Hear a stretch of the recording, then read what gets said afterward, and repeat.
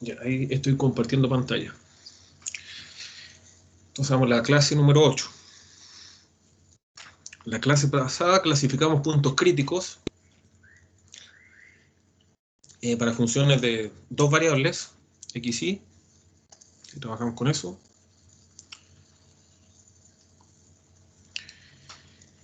Y para eso ocupamos la matriz hessiana de 2 por 2.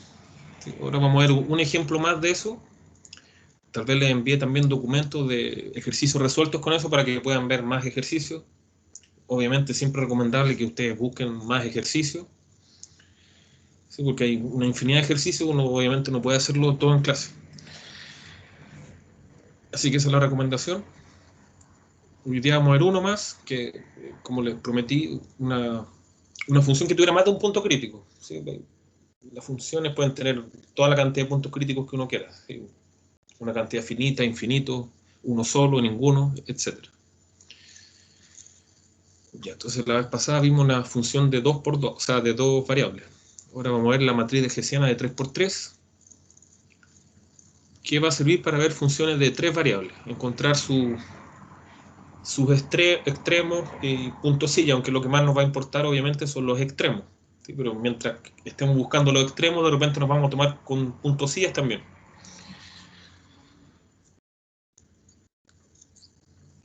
Ya, entonces, bueno, uno busca los extremos locales.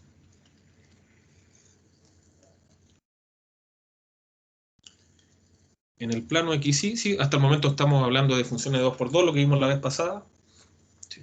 Entonces uno encontraba ciertos puntos en el plano que, bueno, en la clase pasada los puntos críticos creo que salieron uno que era un 1,0 y otro que era el 0,0, ¿sí?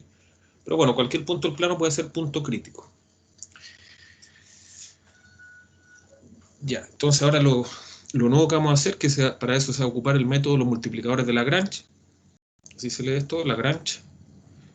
Es buscar el máximo y mínimo de una función. Ahí sí que va a existir el máximo y mínimo siempre dentro, no sé, en el borde de una circunferencia, ¿sí?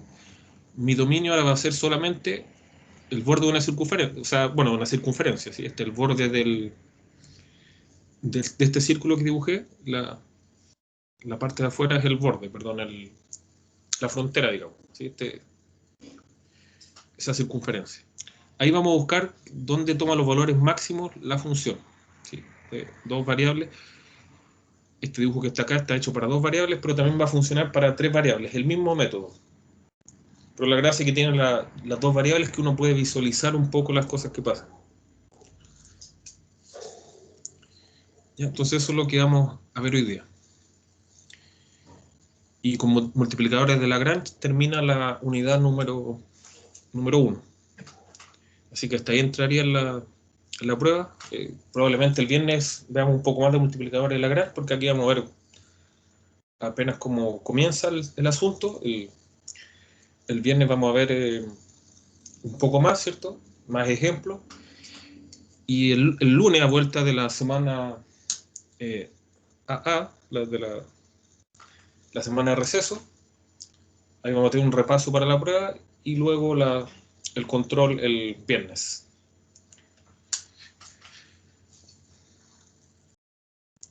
Ya.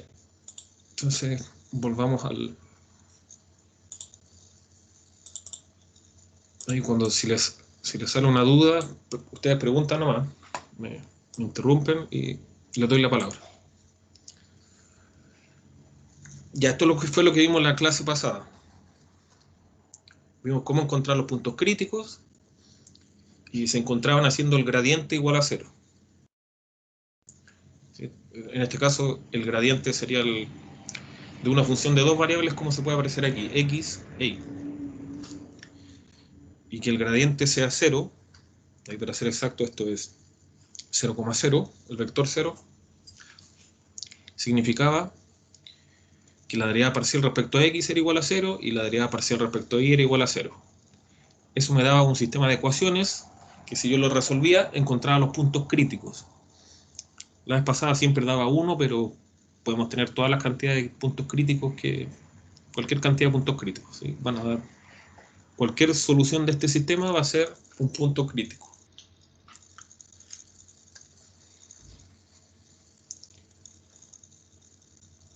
Ya, entonces...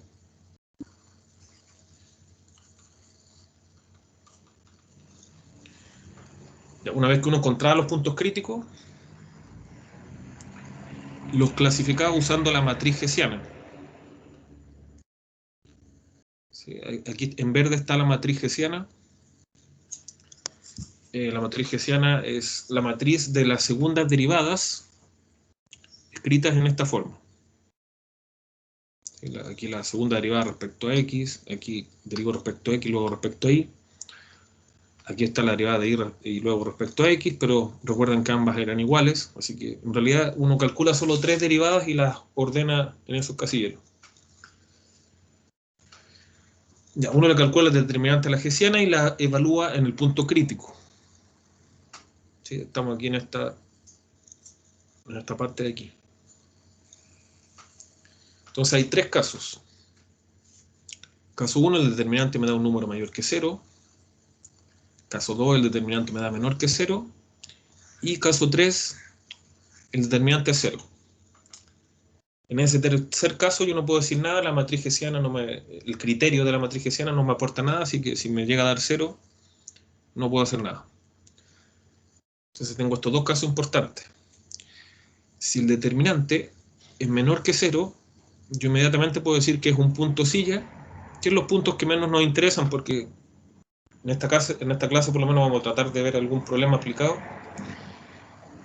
Y solo nos interesan los máximos y los mínimos. Los puntos silla no tienen mayor interés, pero hay que saber cómo clasificarlos, ¿sí? Identificarlos. Punto silla es un extremo que no, bueno, perdón, es un punto crítico que no es ni máximo ni mínimo, no es un extremo. Es como los puntos de inflexión que ustedes conocían antes. Ya tenemos el caso igual a 0, menor que 0, y el tercer caso, cuando el determinante de la matriz hessiana evaluada en el punto es mayor que 0.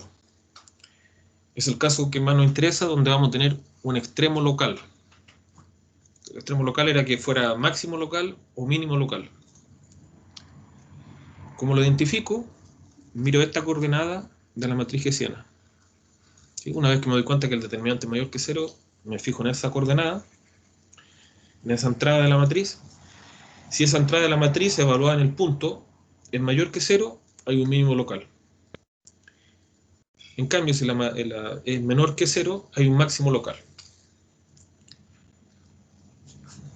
¿Sí? Esas son entonces eso fue lo que vimos, un resumen de lo que vimos en la clase pasada. Y vamos a retomar de aquí. Vamos a ver un ejemplo donde vamos a resolver encontrar los puntos críticos resolviendo este sistema. Esta vez van a dar más puntos críticos y vamos a clasificarlos todos usando este criterio de acá.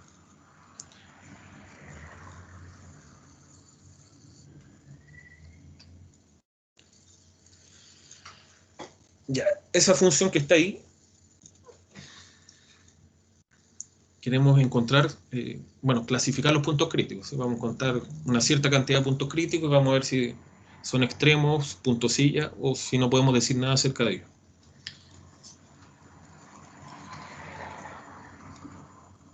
Entonces lo primero que tenemos que hacer es resolver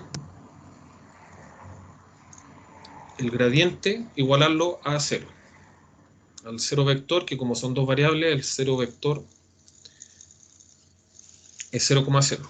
¿Sí? Tenemos que resolver entonces de f a de i igual a 0 y de f, bueno, primero da igual, pero voy a poner primero el x como siempre. La derivada respecto a x igual a 0 y la derivada respecto a y igual a 0. Y eso vamos a resolver para encontrar los puntos críticos.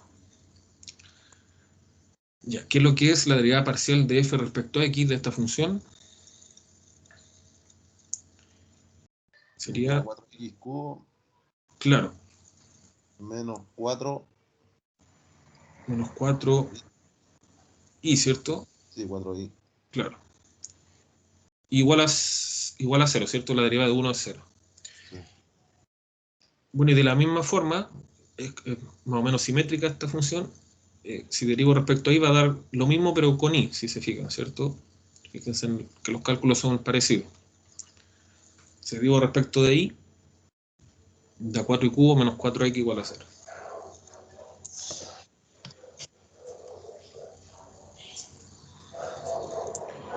Ya, ahí, bueno, se puede simplificar, estamos resolviendo ese sistema, ahora de un poco más complicado, los sistemas anteriores eran lineales nomás, aquí hay un término x cubo y un término y cubo. Bueno, con toda ecuación uno la puede dividir por un número distinto de 0 para simplificarla. En este caso vamos a dividir ambas ecuaciones, cada una de ellas la dividimos por 4.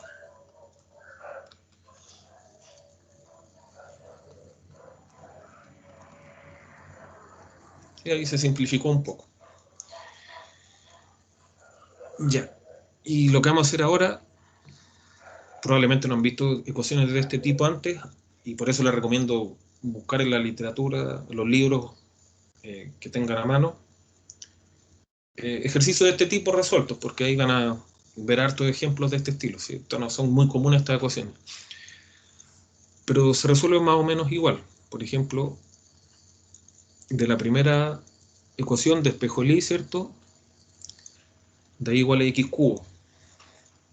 Y lo voy a reemplazar en la segunda, la técnica del reemplazo. Voy a ponerle nombre aquí. Ecuación 1, ecuación 2. Entonces de la 1 despejé el y reemplazo en 2.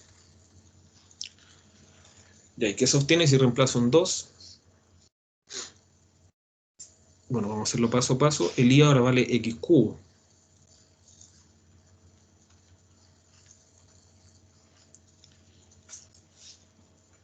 Quedaría así, solo reemplazando. Ahí obviamente hay que aplicar las leyes de las potencias. ¿Sí? Y queda x elevado a 6 menos x igual a 0.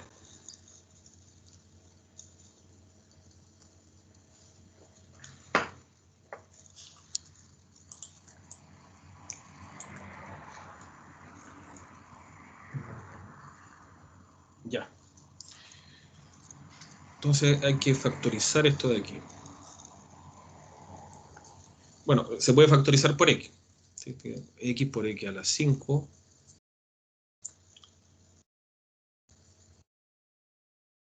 menos 1 igual a 0.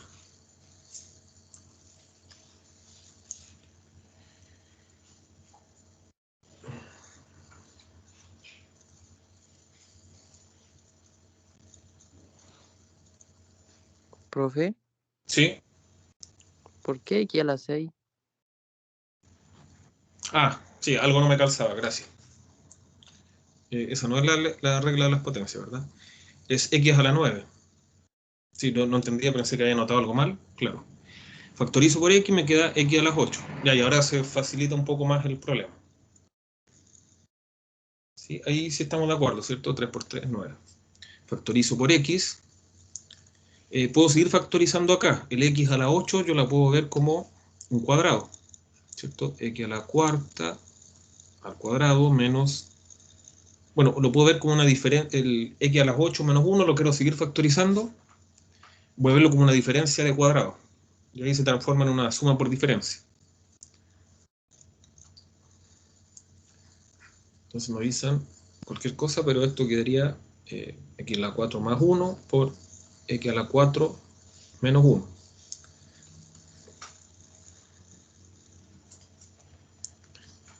Ya. Volvemos a repetir el paso anterior, pero esta vez con otra diferencia de cuadrado, ¿cierto? Esto también lo podemos imaginar como x al cuadrado menos 1 al cuadrado.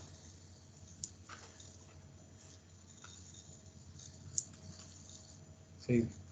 Estamos usando las técnicas de factorización para ayudarnos a encontrar las raíces de un polinomio.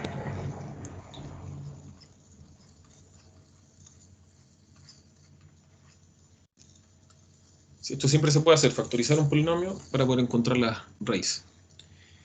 Ya. Bueno, ahí mencionar que el x a la 4 más 1 no se puede factorizar. El x al cuadrado más 1 tampoco. El x cuadrado menos 1, sí. ¿sí? Nuevamente una diferencia de cuadrado. Ahí uno puede imaginar que hay un cuadrado. Entonces queda x por x a la cuarta más 1, x al cuadrado más 1, x más 1, x menos 1. Ya. Ahí lo factorizamos completamente. Tampoco es necesario factorizarlo completamente, pero, por ejemplo, aquí tal vez no estén seguros si se puede factorizar o no y le queda la cuarta más 1. La respuesta es que no se puede. Pero finalmente uno, una vez que uno factoriza y cree que está totalmente factorizado, se pone a buscar cuándo se hace cero cada uno de los factores. ¿Sí? En este caso, de la manera que factoricé, hay 5 factores. ¿Para qué valor de x se hace cero el primer factor? El primer factor es simplemente x.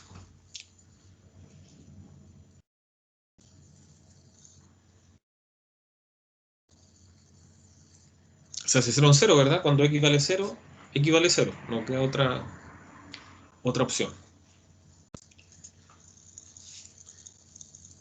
Miremos el segundo factor. ¿Cuándo se hace cero el segundo factor? Nunca. ¿Sí? Porque x elevado a 4 siempre me da positivo o 0. Y a un número positivo o 0 le sumo 1, me va a dar un número estrictamente positivo. Así que eso no me arroja ningún valor de x. La misma situación para x cuadrado más 1. No hay manera de que eso me dé 0, ¿sí? Porque el x cuadrado siempre es positivo. Y 1 más algo positivo es algo positivo.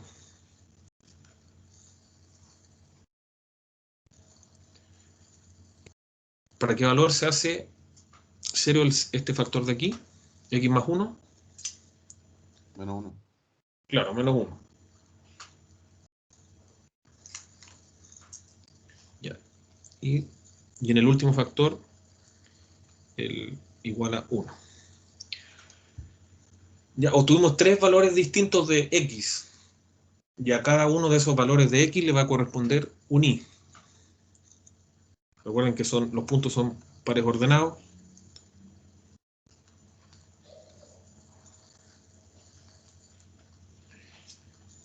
Ya, entonces tenemos que volver a las ecuaciones originales. Las ecuaciones originales eran el sistema que estamos resolviendo. X cubo menos y igual a 0. Este era el sistema original.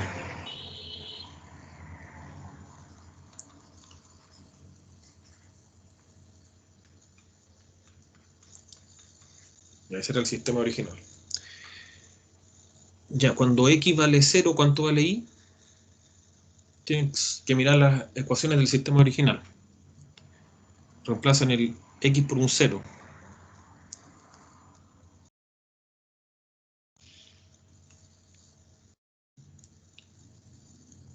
Por ejemplo, aquí, si ocupo esa ecuación, si reemplazo el x por un 0, me da 0 al cubo menos y igual a 0. ¿Cuánto tiene que valer y para que se cumpla eso?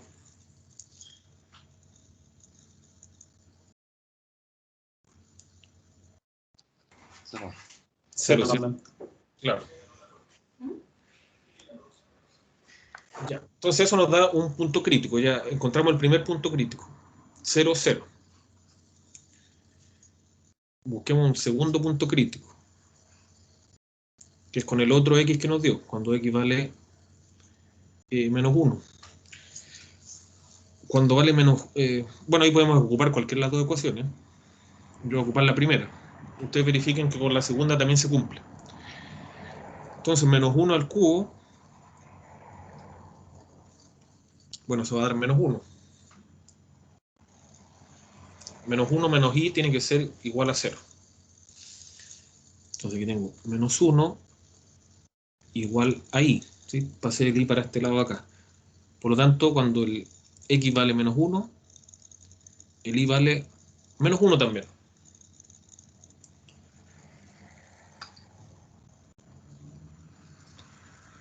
Eso nos da el segundo punto crítico Menos 1, menos 1.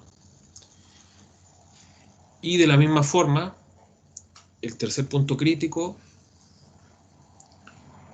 1 al cubo menos i igual a 0, va a dar que el i vale 1. En este ejemplo dieron la primera y la segunda coordenada eran iguales. No tiene por qué ser así siempre.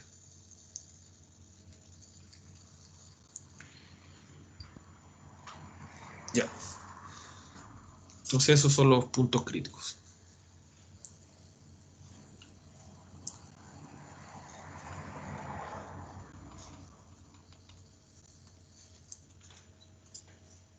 Ya, ahora tenemos que analizarlos con la matriz hessiana. ¿Sí? Esto fue lo nuevo. Un sistema un poco más complicado. Hay otro tipo de sistemas que pueden quedar también. Así que si quieren resolver hartos tipos de problemas, poder resolver hartos tipos de problemas, es recomendable hacer harto ejercicio, buscar ejercicio en otras partes también.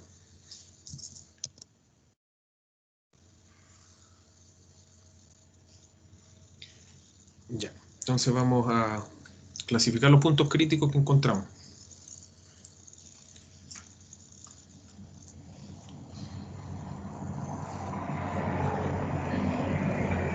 Ya, los puntos críticos eran, si lo recuerdan, 0, 0, menos 1, y 1, 1. Esos fueron los que encontramos resolviendo el sistema. Ya, ahora vamos a aplicar la matriz hessiana para clasificar cada uno de ellos.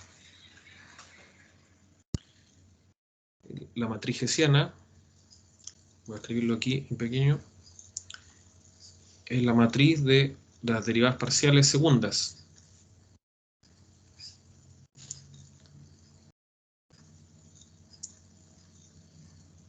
Ya, entonces vamos a calcular las primeras primero.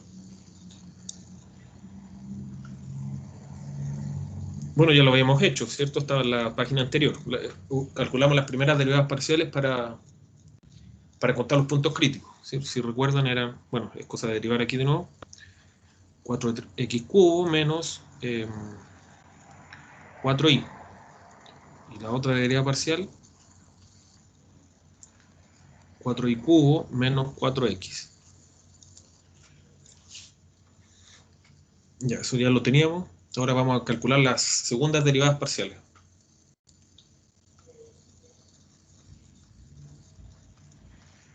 Ya, esta derivada parcial, si lo recuerdan, era volver a derivar respecto a x lo que ya está derivado respecto a x, la segunda derivada respecto a x. Esta es la segunda derivada respecto a x, la tenemos que derivar. El primer término da 12x cuadrado, ¿verdad? Y el segundo, si lo derivo, da 0. ¿Sí? No depende de x.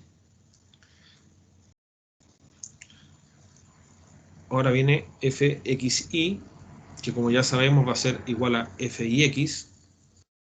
¿Sí? Así que ya no vamos a calcularlo por separado porque casi el 100% de las veces es igual. ¿Sí? Solamente cuando uno define funciones por parte o algo muy extraño, ahí puede dar diferente. Pero en estos casos así siempre les va a dar igual. Ya, entonces, ¿qué es lo que es fxi? Es la que ya está derivada respecto a x, ahora la derivo respecto a y. Vamos a derivar eso respecto a y. Ya, entonces va a quedar la derivada de 4x cubo es 0, no lo ponemos. La derivada del segundo término, que es menos 4i, es menos 4. Dio constante la segunda derivada. O sea, la derivada respecto a x, luego respecto a y. Y por último, la segunda derivada, ambas respecto a y.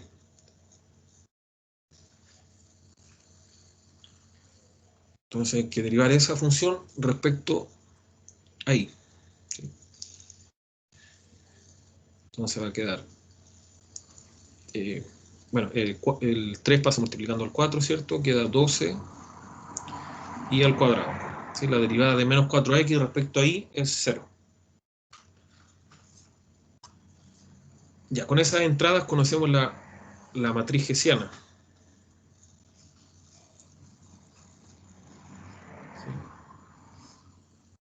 Entonces aquí, en esta entrada de aquí, va el 12x cuadrado.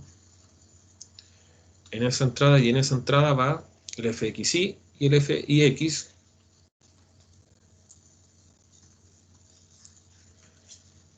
Y en la última entrada va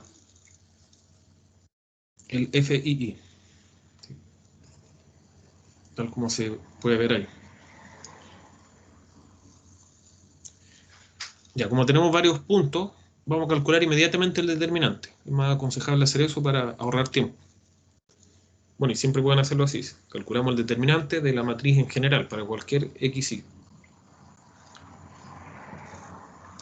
Entonces, el determinante es esa entrada por esa entrada, 12 por 12, 144, x cuadrado por y cuadrado, nos queda así, menos 4 por menos 4 es 16 positivo. Ya, ese es el determinante de la matriz hessiana. ¿Sí? Por fórmula siempre es menos, ¿cierto? Y el Eh, resultado es el que va a cambiar. El 16 positivo o negativo. Es positivo, pero por eso le pregunto si por claro. fórmula es S por S, el resultado allí, después menos el resultado de esos dos. Claro, voy a recordar la fórmula del determinante para responder a la pregunta. Sí, esto es A por D menos B por C. Sí, en este caso siempre va a quedar con un menos porque este y ese son iguales. Así que menos por menos va a dar más y más por más va a dar más también. Así que en este caso, y no siempre pasa, pero en este caso siempre va a quedar un menos ahí. En la matriz hessiana de 2 por 2. ¿Sí? Aquí sería menos 4 por menos 4. Menos por menos da más, pero ahí hay otro menos más. Entonces queda 16.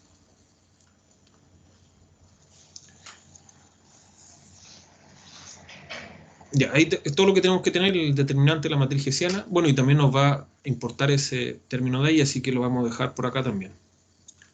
Fxx de x, y es 12x cuadrado. Depende solo de x, pero también depende de y, ¿cierto? Aunque no aparezca el y ahí. Es como cuando tenemos la función constante, igual depende de x, pero es una función constante. Para todos los x vale lo mismo.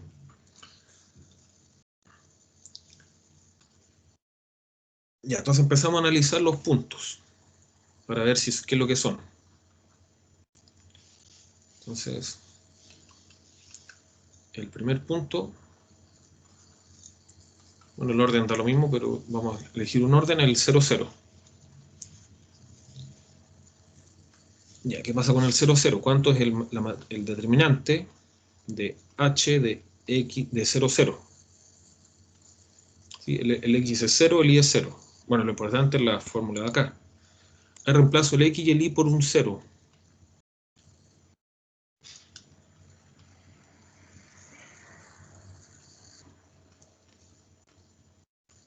Bueno, eso da menos 16. Que es menor que 0. ¿Sí? En ese caso, no sé si lo recuerdan, pero bueno, ahí pueden tenerlo a mano después la lista de las propiedades. Cuando era menor que 0, había un punto silla. ¿Sí? Vamos a ver. ¿Sí? Menor que 0 dio el determinante, por lo tanto, hay un punto silla.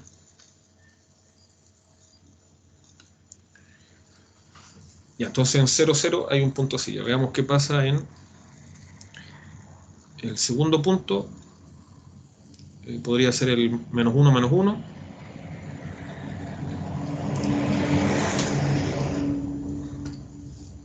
¿Cuánto va a ser el determinante de la matriz hessiana? Bueno, esta es la fórmula. Ahí reemplazo el menos 1, menos 1. Ahí reemplazo el menos 1 y menos 1. 144 por menos 1 al cuadrado por menos 1 al cuadrado. Ya, eso es... perdón, Menos falta. 16. Claro, menos 16. Ya, bueno, ahí claramente eso es positivo.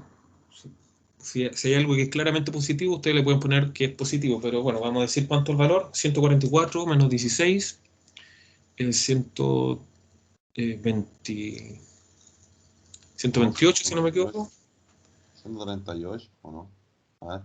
Vamos, Creo que es 128. Sí. 128. El valor exacto no importa, pero claramente va a ser positivo. Y tampoco es necesario que digan el valor. Si es muy obvio que es positivo, solamente dicen que es mayor que 0. Ya, eso nos dice que hay un extremo local.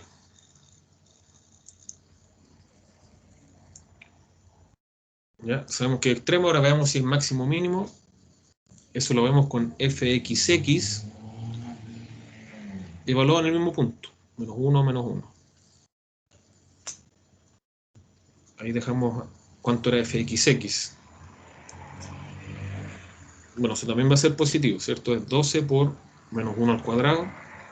Para ser exacto, eso es 12, que es mayor que 0. En ese caso tenemos un mínimo, ¿cierto?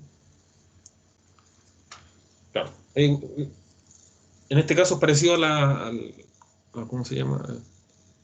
Cuando veía máximo y mínimo en una variable, cuando la segunda derivada era mayor que 0 había un mínimo. Cuando era menor que 0 había un máximo. Eso se parece harto. Ahí, cuando veamos la de matriz de 3×3, ahí ya no hay como una regla muy clara. Bueno, y el tercer punto es más o menos lo mismo. Profe, ¿Sí? ese cálculo de fxx es solamente para saber el mínimo local o máximo local. Cuando da punto de inflexión, o sea, punto silla, ahí no hay nada que hacer. Cuando da menor que 0, ahí no lo escribí, pero inmediatamente punto silla. Ahí no hay nada más que hacer. Ya, pero en caso de que dé mayor a 0 se puede comprobar de esa manera. Claro. Sí, el tercer punto era el 1, 1.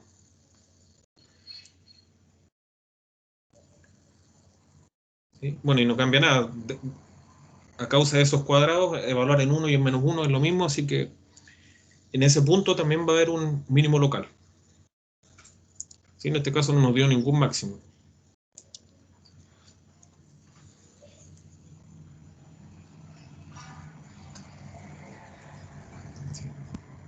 Ya, entonces, bueno, ahí ese era un ejemplo entonces donde pueden encontrar más de un punto crítico, pero aplicar esto es exactamente lo mismo, solo que tienen que aplicarlo más veces para clasificar cada uno de ellos.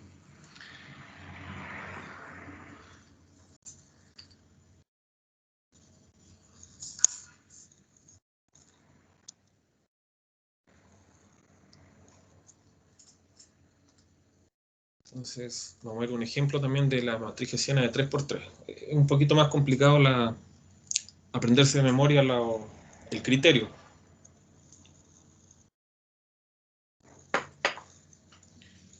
Entonces, bueno, esto va a ser para funciones de 3 variables. ¿Sí? Entonces, cuando tengo funciones de 3 variables, las segundas derivadas esta vez van a ser 9, ¿cierto? Aquí las pueden ver, derivo primero respecto a x, luego respecto a x. Aquí hay otra que dice primero respecto a x, luego respecto a y. O después aparece una tercera que primero derivo respecto a x, luego respecto a z. Y así sucesivamente. ¿Sí? Se generaliza el concepto. Y las derivas parciales se calculan igual. Si calculo la derivada parcial respecto a x, tengo que mirar a y z como constantes. Si calculo la derivada parcial respecto a y, ahora x y z son constantes. Y así sucesivamente. Las derivas parciales existen para cualquier cantidad de variables, para 4 o 5, pero 2 y 3, como siempre, son los casos que nos van a preocupar.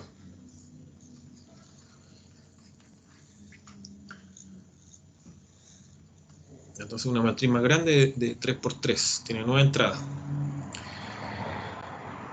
Ya, bueno, y al igual que antes van a haber algunas que van a ser iguales. Si yo derivo al revés, van a ser iguales también, al igual que pasaba en el caso de 2 variables. Esas dos son iguales y esas dos son iguales. Bueno, y estas dos de aquí también. ¿Sí? Esa es igual a esa es igual a esa, y esa es igual a esa. Entonces estaríamos calculando 1, 2, 3, 4, 5, 6 derivadas. O sea, 6 segundas derivadas distintas.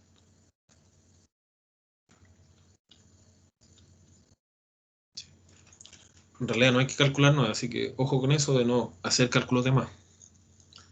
Hay 3 que son iguales.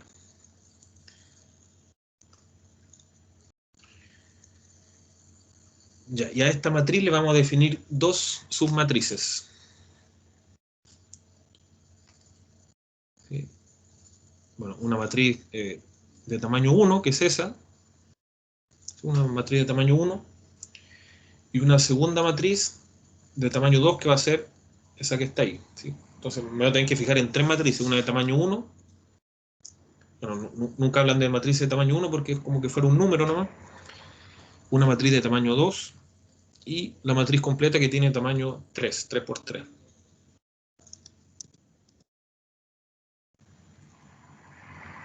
Vamos a ponerle nombre a la matriz de tamaño 1, la vamos a llamar H1. En realidad es un puro número, que es el coeficiente que está ahí. Y la matriz H2, que va a ser la que les mencioné, que es esa parte de acá. Eso que está ahí. Creo que le llaman menores, menores de la matriz. Por si quieren buscarlo. Pero eso es para una matriz en general, no para esta materia necesariamente.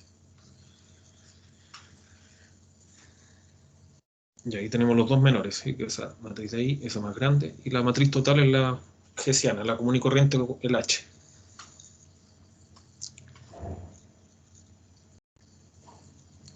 ¿Sí? Entonces tenemos 3 matrices, una de tamaño 1, una de tamaño 2 y la de tamaño 3. Ya. Este es el criterio de la matriz hessiana, entonces.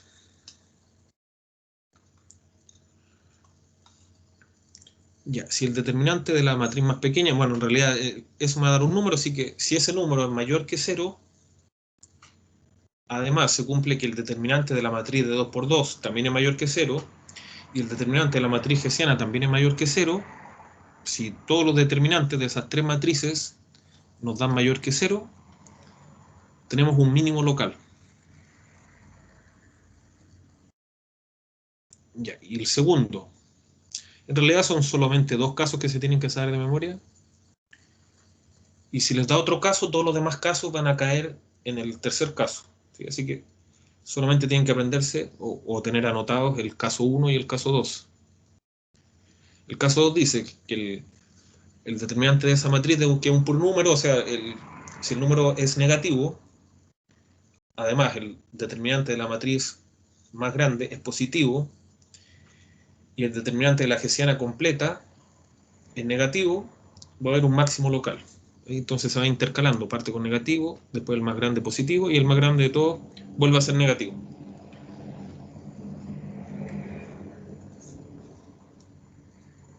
¿Sí? Ya, hay un caso donde no se puede decir nada. Bueno, hay varios casos donde no se puede decir nada. En cualquier caso donde uno de los determinantes me dé 0, cualquiera, no puedo decir nada. ¿Sí? Cualquiera de los determinantes me da 0 y no puedo decir nada. Y el otro caso, que engloba a todos los demás, es que sean todos distintos de 0, pero no ocurra ninguno de los dos casos. Por ejemplo, podría ser, inventemos un caso, mayor que 0 y menor que 0. ¿Sí? Ahí se cumple que son todos distintos de 0, pero no en ninguno de los casos anteriores. Si tratan de compararlos, van a ver que son todos diferentes. Entonces ahí va a haber un punto silla. Inventemos cualquier otro, parto con negativo, después con positivo, y el último, bueno, hasta ahí están coincidiendo estas dos, así que el último lo voy a escribir diferente. Ahí también va a haber un punto silla. ¿Sí? Cualquier combinación que no esté en las anteriores y que no sea 0 tampoco, va a haber un punto silla. Profe, pero no entendí esa última parte. Dice que si H1 es distinto de 0, pero no es lo mismo que acá arriba cuando dice que es mayor que 0 y es menor que 0. Ah, es que si es distinto de 0, tiene que pasar algo. Es que eso engloba un montón de casos. Sí, que sea distinto de 0 significa que es mayor que 0 o menor que 0. Sí, po. Claro. Va a pasar una de las dos. Aquí lo mismo, va a ser mayor que 0 o menor que 0. Y aquí lo mismo, mayor que 0. Claro, es para no escribir como 100 casos, ¿sí? Es como una manera resumida de escribirlo. Porque aquí van a estar un montón de casos. Aquí van a haber 2 por 2 por 2, 8. 8 casos distintos, menos los dos anteriores. Para la tercera habría que escribir 6 casos distintos. Ah, creo que ya entendí. Es cuando no se Sí, dan los casos que están arriba, ¿no? Si son claro, distintos de 0 y no me da ninguno de los casos de acá arriba, hay un punto silla. claro. Entonces, Ah, aquí hay 6 condiciones. ¿Sí? Y la última condición sería si dan todos 0, no puedo decir. Si alguno da 0, no hay nada que hacer.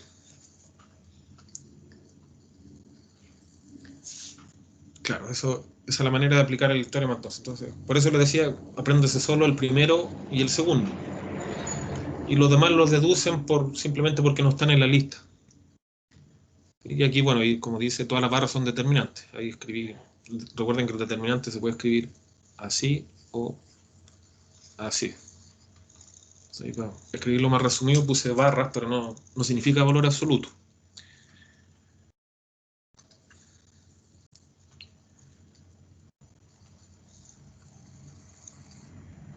Ya, entonces vamos a dar un ejemplo nomás de esto, para después pasar a los multiplicadores de Lagrange. Entonces partimos haciendo la matriz hessiana, que ahora va a tener más entradas. Tengo que tener cuidado de no calcular más de la cuenta. Son 6 derivadas segundas que debemos calcular. Entonces esta es la función. Primero le vamos a encontrar los puntos críticos. Y se hace de la misma manera. Tengo que igualar a 0 las 3 derivadas parciales. Bueno, antes eran 2, ¿cierto? Cuando teníamos 2 variables, ahora hay que agregar una tercera. ¿Sí? Esto es para encontrar los puntos críticos.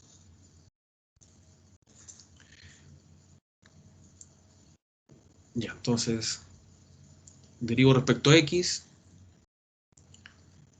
da 2x, ¿verdad? ¿Y qué más? 2x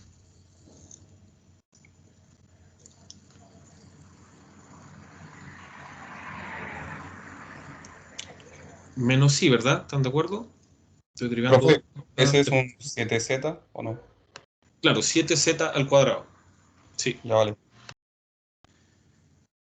claro, entonces ahí, bueno, eso, si derivo eso no van a dar nada. Entonces, esos son los únicos que dependen de x. ¿Sí? La derivada del primero da 2x, la derivada del último da menos y. Derivamos ahora respecto a y. Esos dos son los únicos que no me van a dar 0. Entonces da 2y menos x. Y por último, derivo respecto a z, y ese es el único que no va a dar 0, de los 4 términos que aparecen ahí. Da 7z igual a... Perdón, 14z igual a 0. Estoy derivando respecto a z ahora.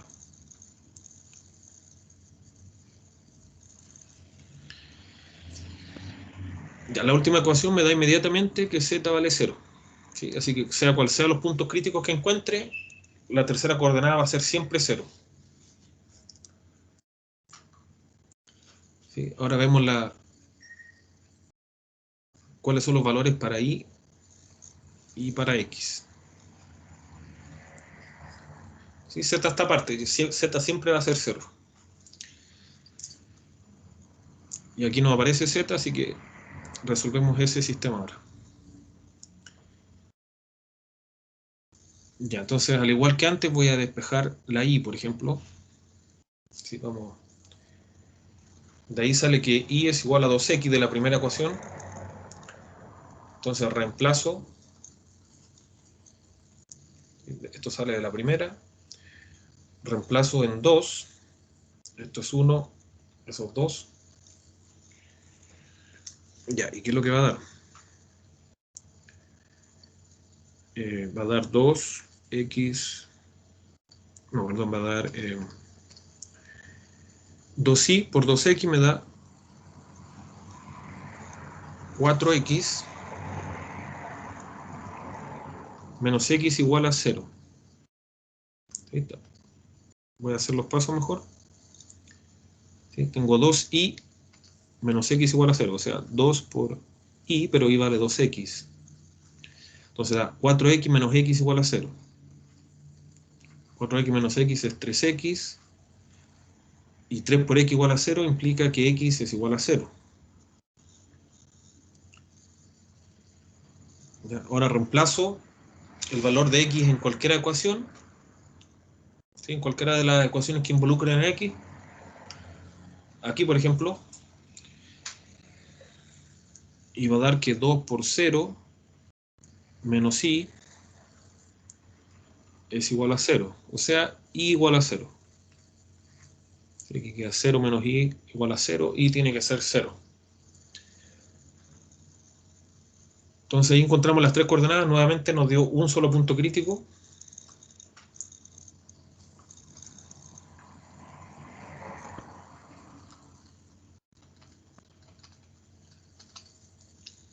Cero, 0, 0. Solo hay uno.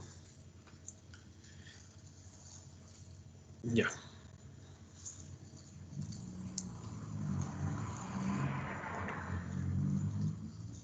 Ya, entonces ahora tenemos un puro punto crítico, vamos a encontrar la matriz hessiana, bueno, la matriz hessiana y las dos submatrices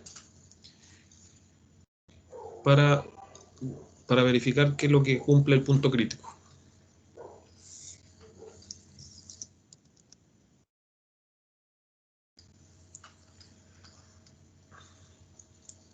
Ya. Ya, como habíamos visto, voy a volver a escribirlo. Como vimos cuando calculamos los puntos críticos,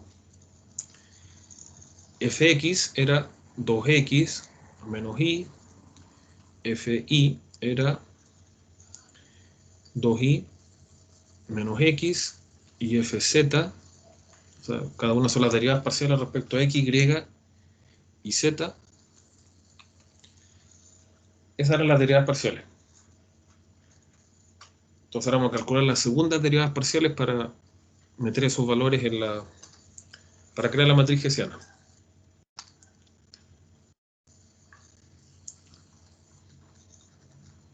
Ya está fxx, que es 2, ¿verdad? Tengo que volver a derivar respecto a x, la derivada parcial respecto a x.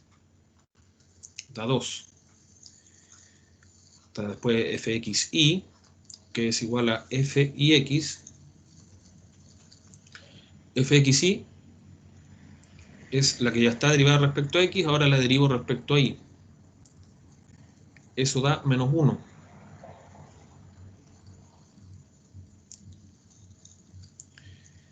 Después está fxz, que va a ser también igual a fzx. ¿Sí? Aquí la que está derivada respecto a x la derivo respecto a z. Aquí está la que está derivada respecto a x. Si la derivo respecto a z, va a dar 0 porque no depende de z. ¿Sí? No aparece ninguna z en la fórmula.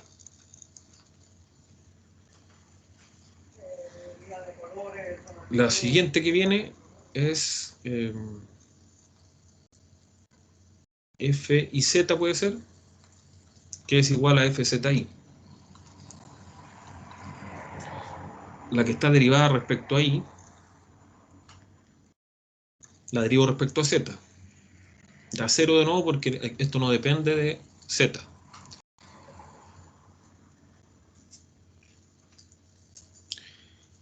Ya, ahora podríamos calcular f y i. Y por último, fzz. Esas son las 6 derivadas parciales que hay que calcular. Derivo la que está derivada respecto a y. Una vez más respecto a y, da 2. Derivo la que está derivada respecto a z. Una vez más, da 14. ¿Sí? 14z, si lo derivo respecto a z, da 14.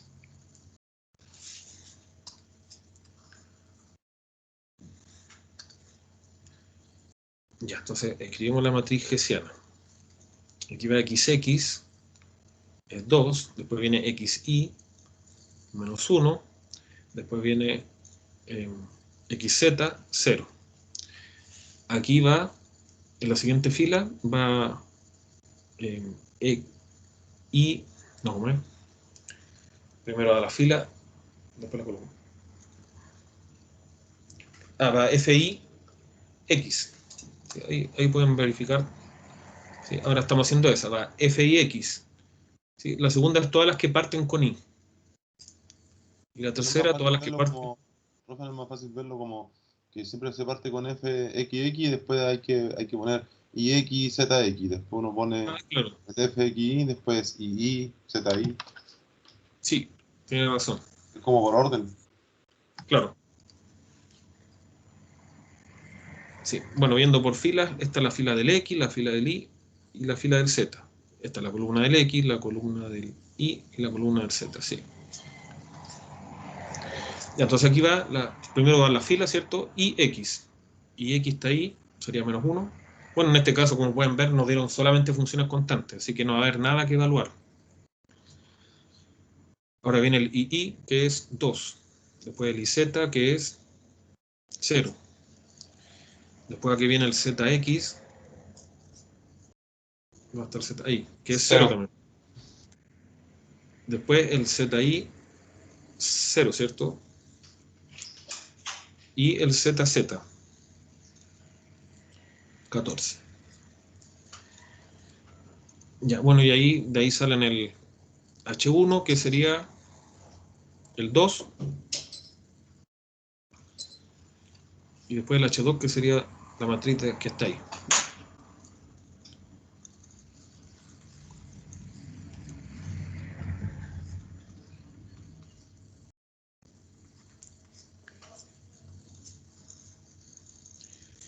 Ya, vamos a calcular los tres determinantes. Aquí lo hicimos primero con el 1, bueno, da lo mismo el orden, pero vamos a seguir el orden. Ya, ese determinante es fácil. Vamos a calcular los determinantes más fáciles. Determinante de H1 es 2, dio mayor que 0.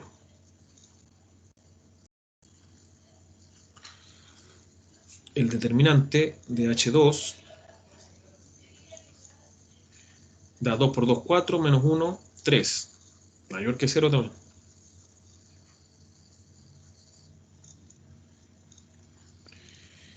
Y ahí el determinante de H, que es un poco más complicado.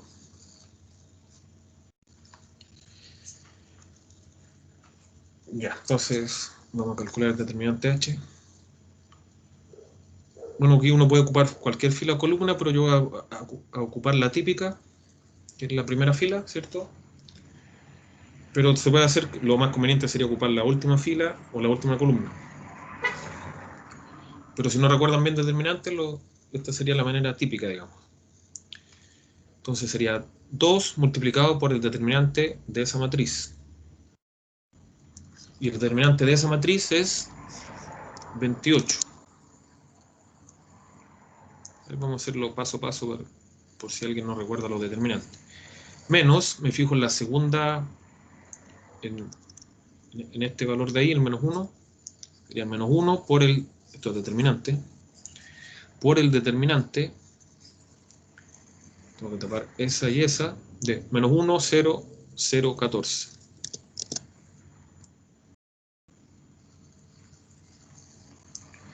Más 0 por, bueno, eso va a dar 0, 0 por el determinante de menos 1, 2, 0, 0. Del último no me preocupo, serían calcular esos dos nomás. Ya, entonces aquí da 2 por 28. 2 por 28 es 56.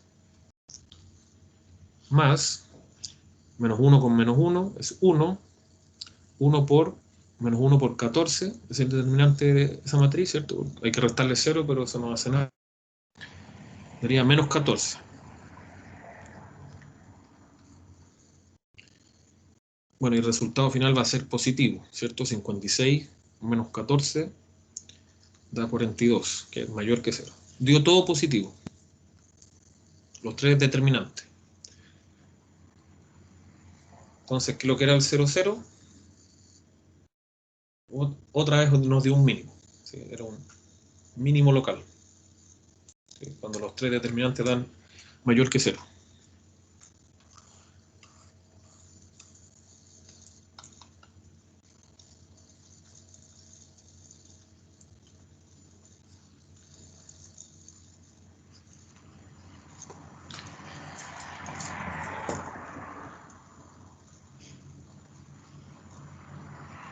Ya, eso sería entonces la manera de aplicar el criterio de 3×3.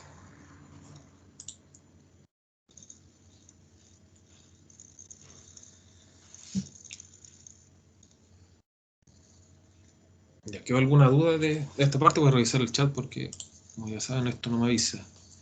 Parece que no hay ninguna consulta por el chat. Bueno, alguien que debía retirarse, perdón.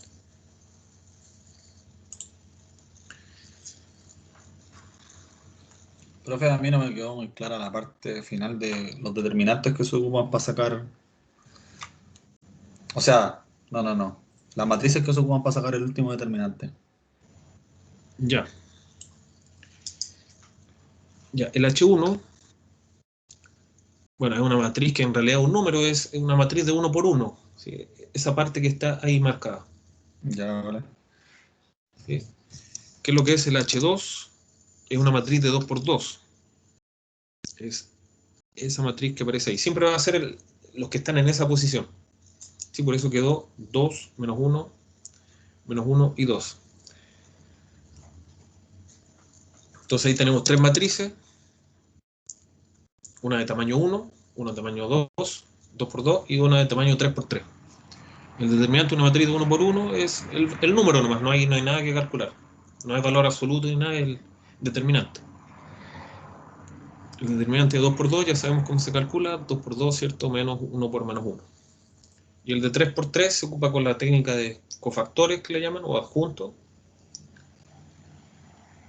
que es multiplicando este valor por el determinante de la matriz más pequeña que aparece, después con el segundo valor, ¿cierto? Y así sucesivamente. Ahí tienen que hacerlo de esa forma. Y lo importante es los signos que le quedaron. En este caso nos quedaron 3 signos positivos, así que estábamos en el primer caso. Si hubiera quedado intercalado, primero negativo, después positivo, después negativo, hubiera habido un máximo. Si hubieran dado otro orden de mayor y menor, pero en otro orden, hubiéramos caído en el tercer caso y ahí habría un puntecillo. Y si alguno llega a dar 0, no hay nada que decir. No se puede, no aplica el teorema.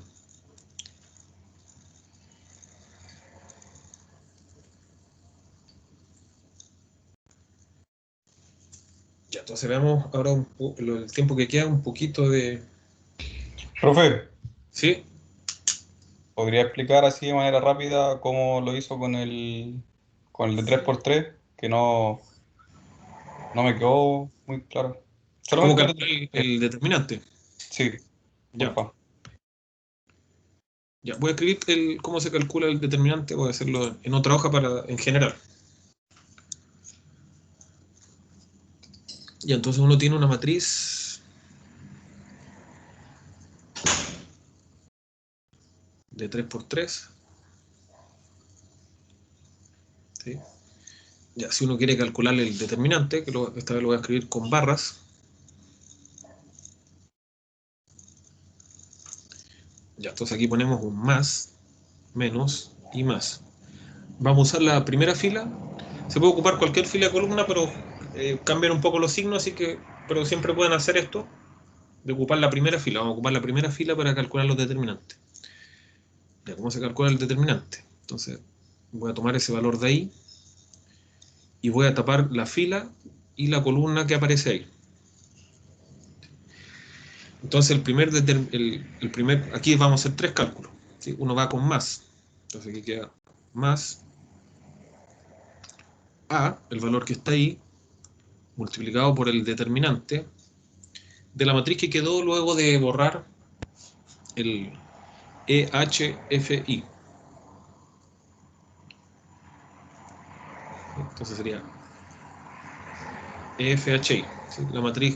La matriz que queda aquí, esa más pequeña, que se obtiene de borrar la columna de A y la fila de A. Después viene un menos.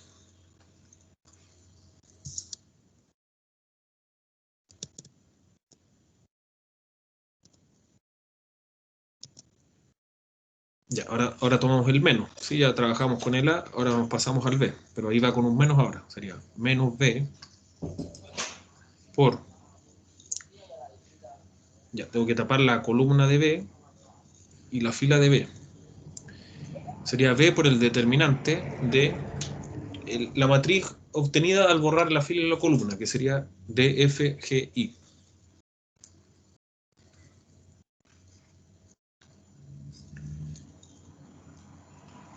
¿Sí? Sería eso.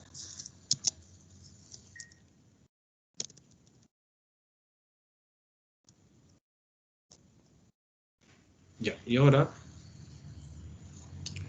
lo último sería con la C. ¿Sí? Trabajamos con la A, trabajamos con la B, ahora con la C. Entonces sería más C multiplicado por el determinante de la matriz que queda de borrar la columna y la fila a la cual pertenece C. O sea, el determinante de DEGH.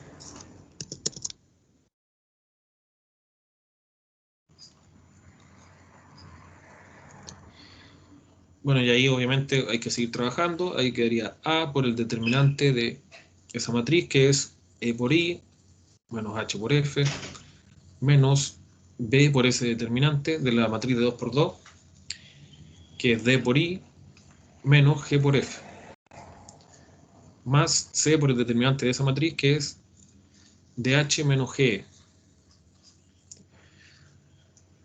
Así se calcula el determinante. Aquí obviamente son números, va a dar algún valor. Esa fue la manera que se hizo.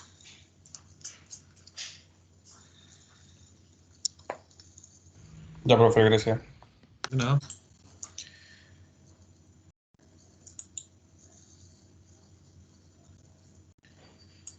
Ya, yo creo que no vamos a alcanzar a ver mucho de esto, así que les voy a mostrar la idea nomás y la próxima vez ya vemos multiplicadores de Lagrange.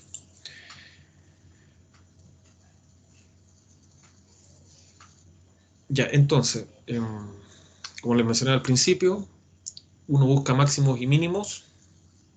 Primero en el plano, máximos y mínimos locales solamente, que son los puntitos que encontramos. Por ejemplo, en el ejercicio anterior encontramos el 0, el 1, 1 y el menos 1, menos 1, por dar un ejemplo. ¿Sí? ¿Sí? ¿Sí? Vamos a encontrar ciertos puntos locales que son candidatos a máximos y mínimos. ¿Sí? Podríamos tener alguna de estas dos situaciones, o más situaciones. Hay cualquier deformación de la figura puede ocurrir. Entonces miremos el primer caso primero. Esto continúa indefinidamente. ¿Sí? Continúa indefinidamente hacia abajo. Por lo tanto no vamos a tener un mínimo. Y esto continúa indefinidamente hacia arriba. Por lo tanto podríamos no tener un máximo. A no ser que la figura se estabilice y quede plana. ¿Sí? Supongamos que esto en realidad es algo así. Entonces ahí podríamos tener un máximo. Pero en cambio, si la figura empieza a crecer, como parece mostrar esto de acá, no va a haber máximo.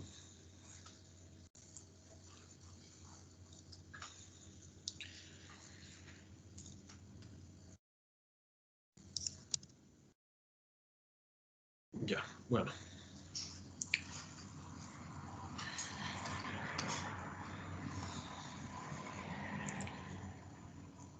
Ya, pero bueno, ahora yo voy a pensar otro tipo de problema. Voy a encerrar esto puede ser un círculo, una elipse, lo que sea, en algo cerrado. ¿Sí? Si quieren, piensen que es un círculo, una elipse.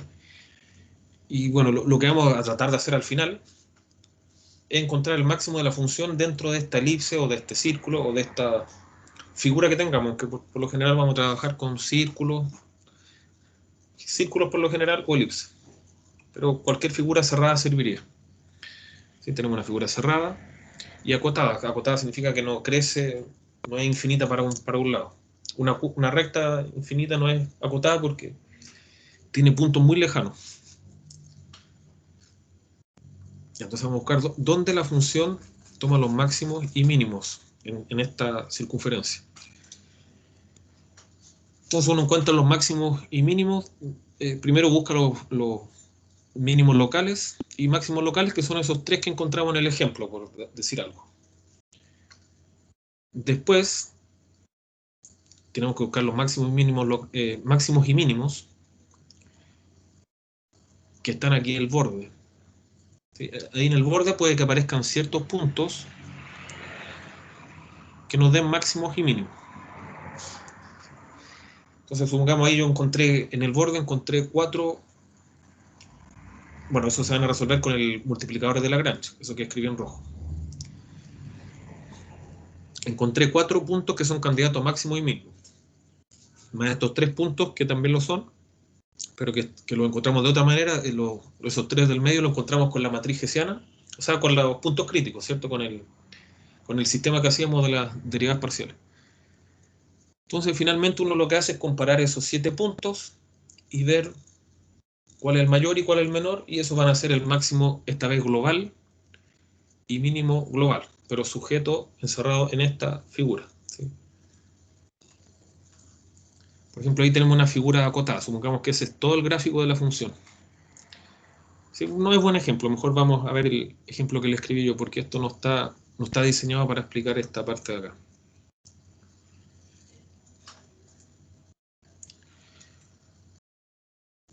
Ya, entonces, bueno, este es el teorema que se va a aplicar, o sea, que nos dice que si tenemos una región cerrada y acotada, y f es continua, como lo va a hacer siempre en nuestro ejemplo, entonces f alcanza sus valores máximo y mínimo. Siempre va a haber un máximo y mínimo cuando consideremos regiones de este estilo, que son cerradas y acotadas, no son infinitas, tienen cierto tamaño, no hay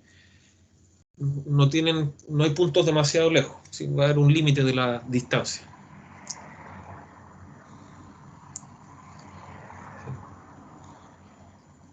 ¿A qué se parece esto? Vemos la analogía con cálculo de una variable, ¿sí? Aquí tenemos una cúbica, ¿sí? Que tiene una gráfica más o menos así. Esta cúbica no tiene extremos absolutos, o no tiene ni máximo ni mínimo global, también le llaman absoluto. Solo local, ¿cierto? Este es mínimo a nivel local. Es mínimo, pero a nivel local nomás, porque aquí tengo otro punto que está más abajo, pero en las cercanías de ese punto, él es el más pequeño de todos. Después, si me alejo, aquí van a haber puntos más pequeños, pero a nivel local, eso sería un mínimo local. Esto es un máximo local. Pero no existe ni un máximo ni un mínimo absoluto. Esto sigue creciendo indefinidamente y esto sigue disminuyendo indefinidamente. Y eso es porque R no es acotado, ahí no necesariamente van a haber máximos y mínimos. Pero si tomamos algo acotado, o sea, un intervalo pequeño, por ejemplo, el intervalo que va de menos 2 a 1, por ejemplo, eso es cerrado y acotado, ¿sí? Cerrado significa un intervalo cerrado, en este caso, y acotado porque no aparece el infinito aquí, ¿cierto? No va de menos 2 a infinito, ese sería un intervalo infinito. En esos casos siempre va a haber máximos y mínimos, ¿sí? Aquí tenemos máximos y mínimos. Aquí está la gráfica de la función en ese intervalo. El mínimo es ese que está ahí y el máximo es ese que está ahí. En este caso, el máximo local coincidió con el máximo total, el global. Pero el mínimo, ¿cómo se llama? El mínimo local que está por aquí, que no se dibujó, no es el verdadero mínimo, ¿cierto? El verdadero mínimo es el que apareció ahí. Entonces, en este caso, tuvimos que ver los bordes del intervalo, tenemos que fijarnos en los bordes del intervalo, además de los locales, ¿sí? Es un punto, un máximo local. Y la situación va a ser similar ahora.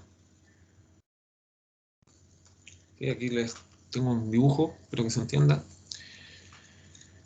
Aquí hay cierta función dibujada, ¿sí? que tiene un mínimo, ¿sí? Que sería, recuerden que los valores los tomamos la altura de cada punto es el valor que toma la función.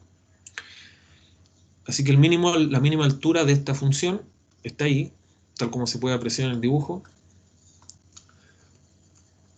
Y parece darse en el punto 0, 0.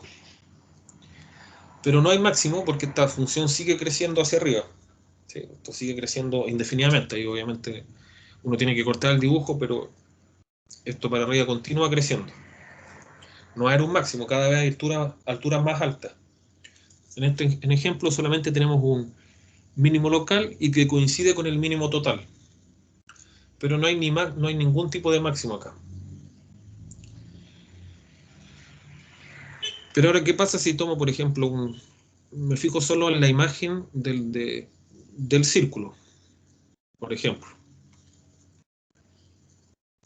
Y ahí estamos tomando cierto círculo, que es ese que está dibujado ahí, que bueno, según se puede apreciar, en realidad sería el círculo de radio 2, según parece mostrar ese dibujo. Entonces la gráfica de esta función sería esto que está aquí, lo que está marcado en amarillo. ¿Sí? Eso que está en café para arriba no aparece. ¿Sí? Entonces sería esta parte de acá abajo hasta ahí arriba. Entonces en este caso sí hay máximos y mínimos. Y como pueden ver, el máximo se va a dar en la imagen del borde. ¿Sí? La parte amarilla se refleja en esta parte amarilla. ¿Sí? Ahí nos va a dar, ahí es donde podemos encontrar el máximo. Y ahí, bueno, está el mínimo, sigue siendo el mínimo local en este ejemplo. Entonces esa va a ser lo que vamos a hacer. Vamos a encontrar el máximo y mínimo de la manera locales, de la manera que ya lo sabemos hacer, pero aparte lo vamos a buscar en el borde, ¿sí? En este caso, en esta línea amarilla que aparece ahí.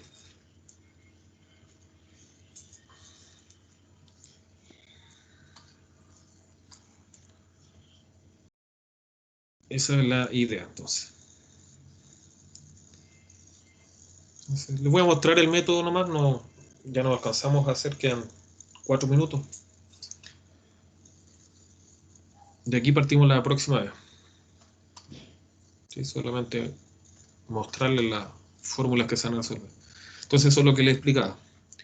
Que con la matriz hessiana yo encuentro los puntos que están aquí adentro, que son candidatos máximo y mínimo. Y con multiplicador a Lagrange yo encuentro los candidatos que están justo en el borde. ¿Sí? Bueno, y ese borde va a tener cierta fórmula. Si una circunferencia va a ser, por ejemplo, x cuadrado más y cuadrado igual a 1. Pero en general va a ser una función de dos variables igualada a una constante.